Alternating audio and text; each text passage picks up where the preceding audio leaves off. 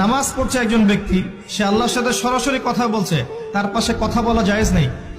এমনকি নামাজরত ব্যক্তির পাশে কোরআন তেলাওয়াত করাও জায়েজ নেই। আমি কথা কি বুঝতে পারছেন?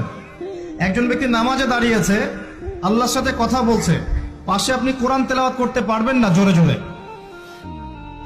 মনে মনে করতে হবে, করতে চাইলে মনে মনে করতে হবে। অনেক সময় মসজিদের ভিতরে দেখবেন নামাজ পড়া হচ্ছে, শোরগোল করছে। নবী সাল্লাল্লাহু আলাইহি ওয়াসাল্লাম বলেছিলেন, আখিরুজ জামানে, তিরমিজিতে আছে হাদিসটা, আখিরুজ জামানে ইসলামের নামটুকু থাকবে, ইসলামের প্রকৃত বিষয়গুলো থাকবে না। কোরআনের মাসহাফ থাকবে, যে মাসহাফ, কোরআনের মাসহাফটা থাকবে, এর শিক্ষাগুলো থাকবে না। মসজিদগুলো হবে চাকচিক্যময়, কিন্তু মসজিদ হবে হেদায়েত শূন্য।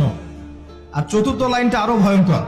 4 নম্বর লাইনে গিয়ে নবীজি বলেছেন সাল্লাল্লাহু আলাইহি ওয়াসাল্লাম, আসমানের নিচে জমিনের উপরে আল্লাহর সবচেয়ে নিকৃষ্ট সৃষ্টি হবেন এক শ্রেণীর আলেম, যাদের থেকে ফিতনা ছড়াবে এবং তাদের দিকেই ফিতনা ফিরে আসবে।